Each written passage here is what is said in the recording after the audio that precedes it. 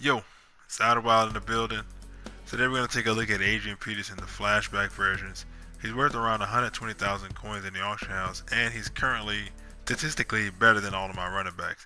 But we kind of a dilemma when it comes to evaluating running backs. How do we evaluate running backs when they all can juke and they all can spin, and they never fumble really when you have the ball carrier on conservative? We're going to try to answer that. But going on to the review of Adrian Peterson, his trucking is phenomenal.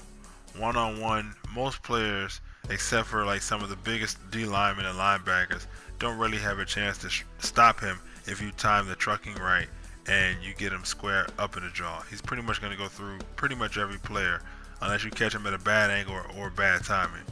And he falls forward a lot. Not many times where you get that animation where somebody just gets him with a form tackle, wraps him up, and pushes AP back. Almost all of the time, he's going to attack the shoulder of one of the defenders and then go forward. And he breaks tackles fairly often. Even though he got tackled after these two catches, after these two tackle breaks, you can see he gets the animation where he was going to break those tackles if he didn't get hit by another defender. So he does that pretty well. Carrying, AP's cards are notorious for fumbling, but with ball carrier on conservative, like I said earlier at the beginning of the video, not many running backs fumble, and AP is no different. The only time he fumbled with me is when I didn't have him on conservative and I put him on balance.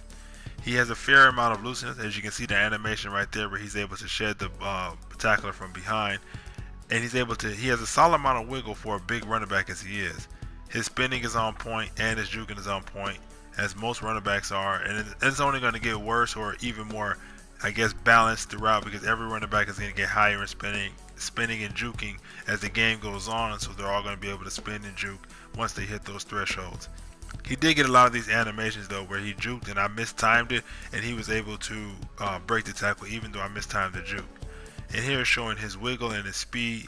You see he's able to come in and out of cuts. He's not too sluggish when it comes in and out of cuts. He's able to weave through the defense pretty easily, and he has good speed on top of that.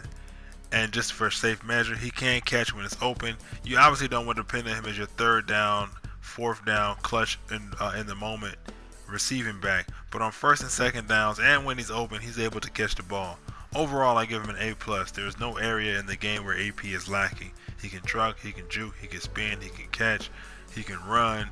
He doesn't fumble a lot. There isn't anything wrong with AP, and he's pretty cheap for a 90 overall. He's only 120K, which is a lot for beginners, but if you're in the budget for a running back around 80 to 150K, he's the one you should pick up. So to answer the question I had at the beginning, how do we evaluate running backs when they all seem to be able to do the same things? I think we should focus on the physical traits, meaning their height and their speed, based on how you want to use them. The bigger running backs should be better at trucking, and the smaller running backs are able to fit through holes and be more elusive. And you got to take a look at their traits.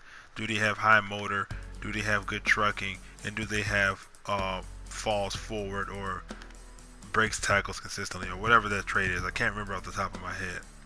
But that's it for this video. Definitely you should pick up AP. Hope to see you guys around next time. Peace.